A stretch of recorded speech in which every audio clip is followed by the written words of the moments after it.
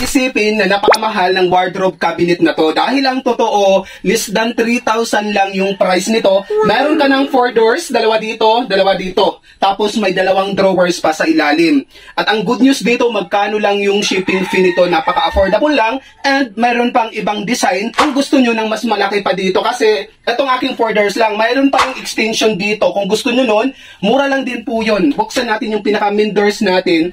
So kung makikita nyo, may layers dito sa taas na kung saan pwede ka pang maglagay ng mga pabango mo dyan, pang kilikili or whatsoever na gusto mong ilagay. Ako, mga kumot and kortina yung linalagay ko dyan. And then, dito sa baba, may lagayan pa ng damit at pwede ka pang mag-hanger dito ng pang-alis mo para hindi malukot. See? Ayan ang ganda ng pagkakalagay dyan, di ba?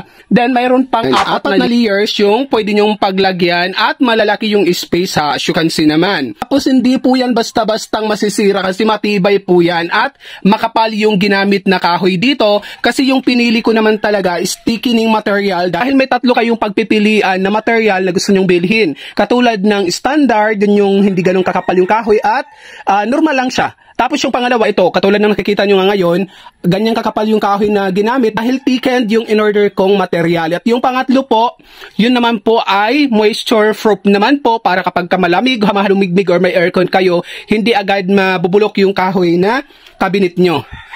Pero naman ilalagay ko yung link shop dito sa Yellow Basket or shop now kung nandito kayo sa Blow Up. Go and check out ka shoppers!